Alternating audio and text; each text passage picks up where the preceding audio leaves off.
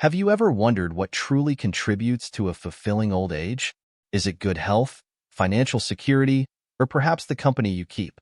While everyone may have different priorities, there are certain universal truths that many people agree on. In this video, I'll share the 5 key things to let go of after turning 60, changes that can lead to a more peaceful and satisfying life as you age. From common mistakes to unexpected shifts that bring joy, this guide will help you embrace your later years with a positive and less stressful outlook. Each one is a small adjustment, but the impact they can make on your peace of mind and happiness is extraordinary. Be sure to watch until the end to learn the most crucial advice for living joyfully in your golden years. This video isn't about complicated theories or advice that's hard to follow. It's about simple, heartfelt truths, things that have helped countless others and will hopefully help you, too. Now, before we dive into it, I'd love to hear from you. If you haven't already, consider subscribing and hitting the notification bell so you'll be the first to know when a new video drops. Your support truly makes a difference. If you found value in this video, a like and share would mean a lot in helping me reach more people with these important lessons. And I'd love to hear from you.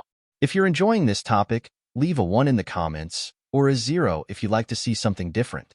Your feedback helps me improve and bring you the content you want. Point 1. Reduce unnecessary relationships. As we age, the relationships we keep become more important than ever. It's no longer about how many people we know or how big our social circle is. Instead, it's about the quality of those connections, the ones that bring joy, peace, and meaning to our lives. Have you ever stopped to think about how some relationships might be draining you rather than lifting you up? If so, you're not alone. In our younger years, we often prioritize quantity over quality. We make connections at work, in our communities, or through our children. At the time, it feels good to know so many people, to have our calendars full of gatherings and events. But over time, as life changes and we face its ups and downs, we realize something important. Not everyone we call a friend is truly there for us. The truth is, not all relationships are meant to last forever. Some serve their purpose during a specific time in our lives, and that's okay. But holding on to them past their expiration date can weigh us down emotionally and even physically. Think about it. How many names are in your phone or on your social media that you haven't spoken to in years? Are you keeping them out of habit or because you think you might need them one day? It's time to let go of what no longer serves you. After all, the people who truly matter will always make the effort to stay in your life, and you'll naturally do the same for them. These are the relationships that fill your heart with warmth, not stress. I remember a story about a friend of mine who had a very active social life in her 40s and 50s. She was always the one organizing events, keeping in touch with old colleagues, and hosting dinner parties. But when she faced a challenging time, health issues combined with financial struggles, many of the people she thought were her friends vanished. The ones who stayed were the ones who really cared, and those relationships became more precious to her than she ever realized. So, what does this mean for us? It's time to do a little relationship spring cleaning. Evaluate your friendships. Think about who brings positivity into your life and who leaves you feeling drained. Cherish those who matter. Focus your energy on the people who truly care about you and make you feel valued. Let go with grace. It's not about burning bridges or harboring resentment. It's about freeing yourself to focus on what truly matters. Who is that one person in your life that always makes you smile, no matter what? Is it a lifelong friend? A family member? Maybe even someone you've recently reconnected with? Share their name, or just their initials, in the comments below. Let's take a moment to appreciate those wonderful souls who make life better. As we simplify our social lives, something amazing happens. We feel lighter. We're no longer carrying the emotional weight of trying to maintain every relationship, and we have more time and energy to invest in the ones that truly count. It's not just about others, though. Reducing unnecessary relationships can also mean strengthening the most important relationship of all, the one you have with yourself. Use this newfound space to reflect, to grow, and to enjoy your own company. In the end, it's not the number of people at our birthday party that matters. It's the depth of the connections we have with the ones who show up. So, take a deep breath, my friends, and remember, quality over quantity, always. Point 2. Reduce greed. After decades of working hard, striving for more, and perhaps even comparing ourselves to others, there comes a time to step back and truly appreciate what we have. This isn't about giving up ambition. It's about recognizing when enough is enough and finding peace in the present. Greed, in all its forms, can be a heavy burden. Whether it's chasing after more money, material possessions, or even social status, this endless pursuit often leads to stress, disappointment, and sometimes even loss. Think about it. How often do we hear stories of people losing their savings in risky ventures or their health in the relentless pursuit of success? A friend of mine, a successful businessman, retired in his early 60s with a comfortable nest egg. By all accounts, he had made it, but instead of enjoying his retirement, he became obsessed with growing his wealth even further. He fell for a too-good-to-be-true investment scheme and ended up losing a significant portion of his savings. It wasn't just the money that hurt him. It was the realization that his greed had cost him the peace and stability he had worked so hard to achieve. This kind of experience isn't unique, and it serves as a powerful reminder.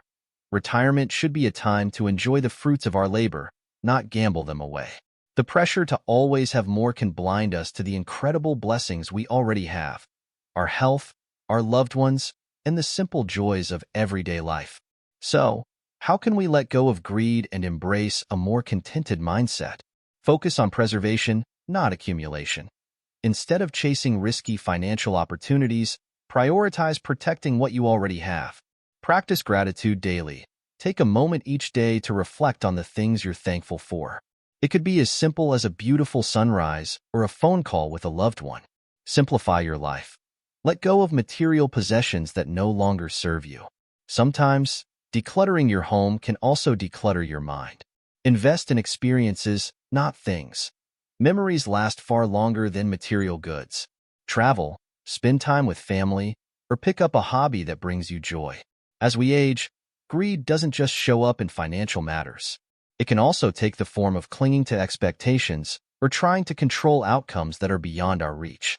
Letting go of this need for control can be incredibly freeing. Life is unpredictable, and learning to embrace its uncertainties can bring a sense of peace that no amount of money can buy. One of the most profound lessons I've learned is that happiness doesn't come from having everything. It comes from appreciating what you already have. When we stop looking outward for fulfillment and start looking inward, we discover that true wealth isn't about numbers in a bank account. It's about the love in our hearts, the memories we've made, and the legacy we're leaving behind. I'd like to leave you with this thought. Imagine yourself sitting in your favorite chair, a cup of tea or coffee in hand, surrounded by the things and people you cherish most. Isn't that enough? Isn't that a picture of contentment? That's the life we're working towards, not one of endless striving, but one of peace and gratitude. What's one thing you're holding on to right now that you know it's time to let go of? Maybe it's an old grudge, a toxic habit, or even the fear of not having enough. Point 3. Reduce excess carbohydrates. As we age, our bodies go through changes that affect how we process and absorb nutrients. One common challenge many of us face is maintaining a balanced diet, especially when it comes to carbohydrates. While carbohydrates are an essential part of our diet, consuming too many, especially simple carbs like white bread, sugary snacks, and processed foods, can have a negative impact on our health. Why is this so important after 60? As we get older, our metabolism slows down, and our ability to handle large amounts of carbs diminishes. This can lead to issues like weight gain, increased blood sugar levels, and even chronic conditions like diabetes. Additionally, focusing too much on carbs can crowd out other vital nutrients our bodies need, such as protein, healthy fats, and essential vitamins and minerals. How often do we reach for a quick bowl of pasta, a slice of bread, or a sugary treat when we're hungry? These foods are comforting and familiar, but they're not always the best choice for our aging bodies. Instead, a balanced approach to eating can make a world of difference in how we feel and function every day.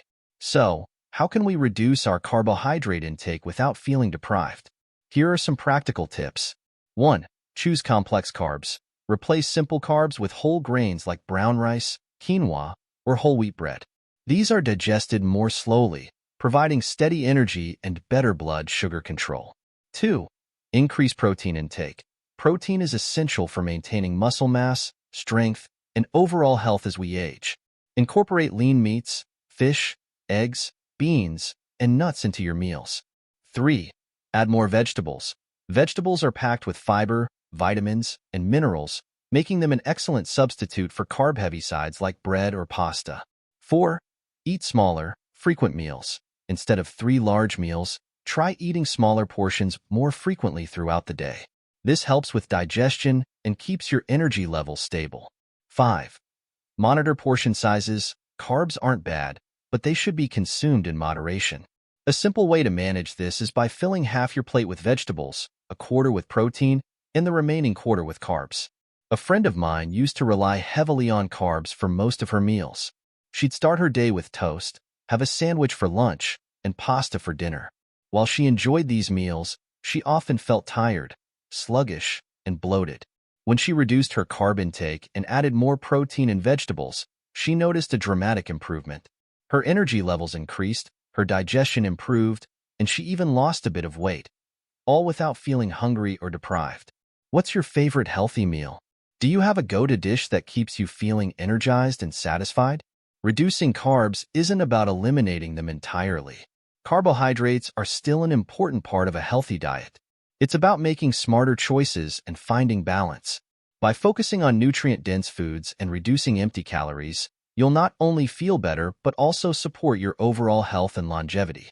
Let's not forget another crucial element of healthy eating: hydration. Many older adults don't drink enough water, which can lead to fatigue, confusion, and other health issues. Make sure to drink plenty of water throughout the day, and consider adding herbal teas or water-rich foods like cucumbers and watermelon to your diet. Finally, I want to leave you with this thought. Every bite you take is a chance to nourish your body and support your well-being. Eating well doesn't have to be complicated or boring. It's about making small, thoughtful changes that add up over time. What's one change you'd like to make to your diet this week? Maybe it's swapping out white bread for whole grain, or adding an extra serving of vegetables to your plate. Point 4. Reduce talking. Have you ever been in a conversation where you felt unheard because the other person was too busy talking? Or maybe you've noticed yourself dominating a discussion without realizing it. These moments remind us of the incredible value of listening, of truly hearing and understanding others. In our golden years, one of the greatest gifts we can give to the people around us is our attention. It's not always about having the right answer or sharing advice. Sometimes, it's about creating a safe space for others to share their thoughts and feelings. By reducing how much we talk and focusing on listening, we can foster deeper, more meaningful relationships. Here are some ways to embrace the art of listening. 1. Pause before speaking. When you feel the urge to respond, take a moment to pause. This allows you to consider your words and ensures they add value to the conversation. 2. Ask thoughtful questions. Show genuine interest in what the other person is saying by asking questions that encourage them to share more. 3. Focus on understanding, not replying. Listen with the intention of understanding, rather than thinking about what you'll say next. 4. Embrace silence. Sometimes, silence can be just as powerful as words. It creates space for reflection and deeper connection. Let me share a story about a wise man I once met. He rarely spoke, but when he did, his words carried such weight that everyone listened. People were drawn to him, not because he talked the most, but because he listened the best. His ability to make others feel heard and understood created an atmosphere of trust and respect.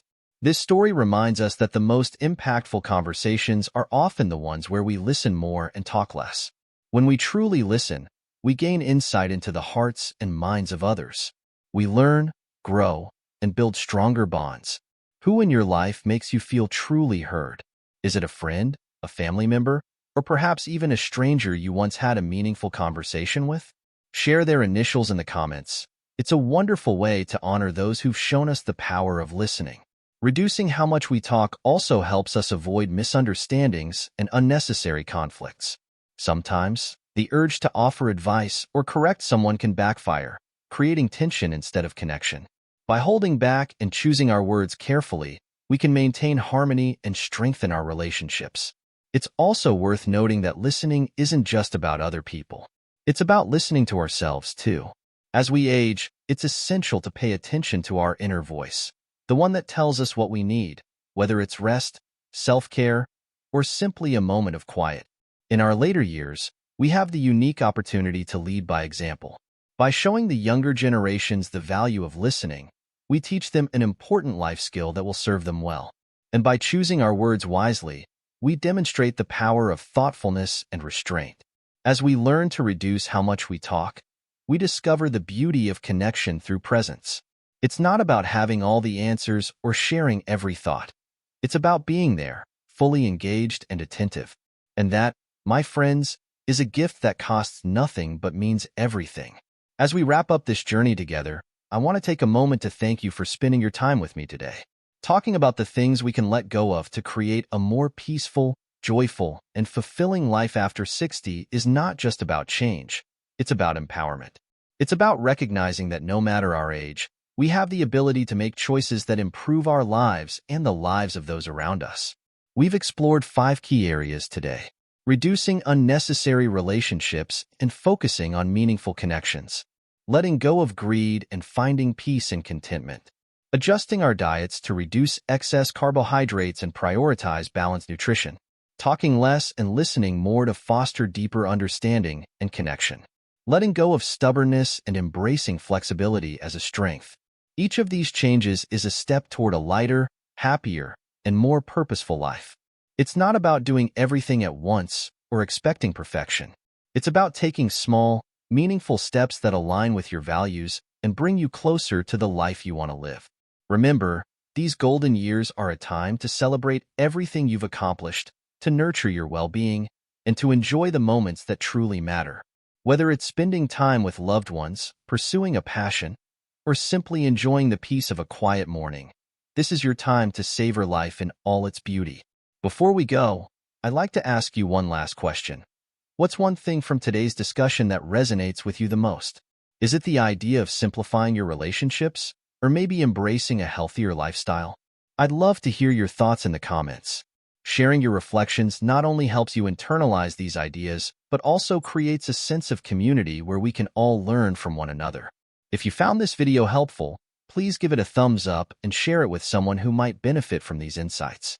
And don't forget to subscribe and turn on notifications so you never miss our future discussions.